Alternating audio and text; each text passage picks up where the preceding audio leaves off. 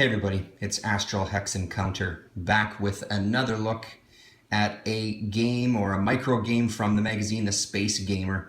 If you watched my previous video on Kung Fu 2100, I mentioned that that game originally came with this magazine. Now I don't know if all of the games that came with the magazine were then later released as micro games. They may have been, I just don't know the history of this magazine. It's a new discovery for me. So in one of those videos, I mentioned that these magazines are available online, I believe for $2.99 US, and you get a direct link to the PDF, which then you can just read on your computer, or like I did, print out the game yourself. So I went down to our local Office Depot and printed this sucker out. The only differences I made was I blew up the map itself. I think I blew up the chits as well too to make them a little bigger, just so I didn't have to deal with a map that was just the size of the magazine. Now, this is roughly the size of the magazine, and there you can see that's kind of half of it right there. So I didn't blow it up enormously, but the two sides of it did just give me a bit more playing ground, so I didn't feel so crammed into a small space. So again, I don't know much about the history of this magazine. I don't know which issues contained games. I ended up buying 8 issues. I think 3 of them had games, 3 or 4 of them had games with them. This is one that's been on my list for quite a while. It's called Necromancer. And how can you go wrong with an image like that on the front cover? Just fucking brilliant. It's been on my list for a while, and actually the day after I uploaded the last of the Kung Fu 2100 videos, on Board Game Geek, I got a notification that somebody was selling their version of this game, and that just kind of clicked in that, hey, I should look for that on the Base Gamer to see if they have it available to download and just print off myself. So here we have it. This one, I believe, was also released separately, and one of the changes that happened on that was the map itself. It went from this beautiful blue to a ship brown color that, honestly, to me, I love this blue map. I think it's fucking amazing. I really, really like the look of it. The impression isn't the same across the board. There was, on the Board Game Geek page for Necromancer, there is a thread where people talk about how hideous they find this color and they prefer the brown map. That's fine. You're allowed to have your wrong opinion. This one is beautiful. So what are we looking at here? We're looking at a game. Basically, it's 2 necromancers with their undead army hordes that are fighting each other, and you just have to wipe the other necromancer and his hordes off of the map. That's the gist of it. Obviously, within that, there's the ability to add certain rules and add extra chits, which we'll look at in a little bit, to make the game a little more difficult, or to add an element of randomness into it. But at its base, it's just a head-to-head combat, which I still love. There's nothing wrong with that whatsoever. One of the things that you can do as a necromancer is you basically have raised your army from the dead with skeletons, wraiths, and zombies. And you kind of have mind control over them. One of the things that you can do is you can gain control of your opponent's units. Now, when that happens, a few things happen. Your hold on your units becomes a little thinner because you're kind of spreading yourself out a little more mentally. Their attack capabilities diminish. Their defense capabilities diminish as well. And again, with the same idea that if this was a real situation, sounds ridiculous to say that, but the idea is that your mental hold would be spread so thin over such a large group of undead that it would be difficult for you to maintain a strong hold over everybody. And I'm down with that idea. It's great. Give it to me. At the end of the day, these kind of games, as far as Hex Encounter or war style games or something, are the stuff that I really lean towards a little more than kind of the historical combat games. Not that there's anything wrong with those, because I have played those, and there is a couple on my Board Game Geek that I do want to get, which is great. It's just I prefer this kind of thing. I love the artwork. I love the look of the chits. I love the idea of it. It's just all really appealing to me. So the other thing that we have here, which I haven't discussed, the Necromancer charts and tables.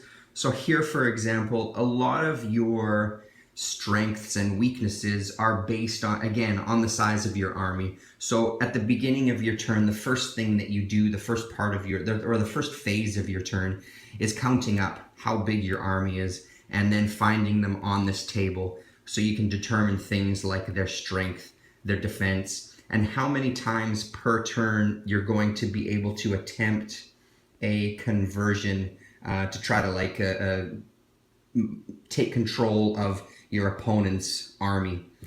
So for example, when you're really low, you have 2 attempts per turn.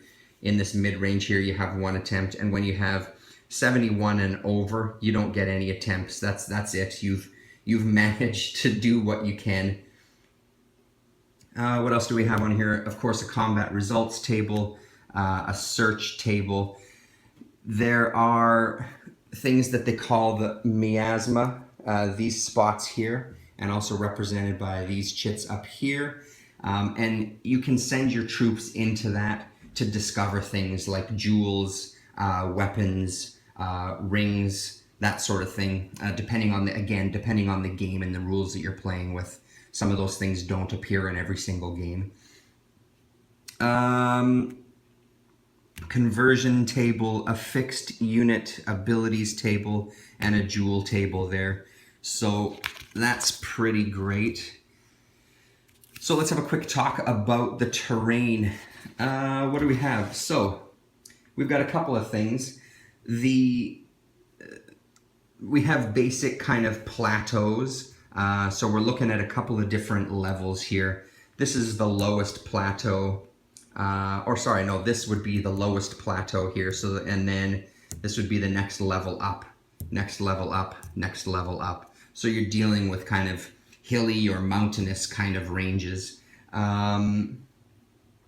These lines signify a slope. So basically a path to allow you to walk up to the next level. These are the cliff hedges, and where you see the rocks is just to help you determine, again, the lower level. So here, this level is lower than this one. This level is lower than this one. This one down here is lower than this one because the rocks are on the inside. These are the monolith hexes. Obviously, when you're dealing with these things, there's certain creatures that can... The wraiths, for example, I believe can fly right over top of these. Obviously, skeletons and zombies, they have to walk up the paths, or there's other rules later on that we'll have a look at. Like there's a dragon that you can play as well, a friendly dragon on each Necromancer side that you can stack units on top of, and it can fly them up to different levels. So that's the basics.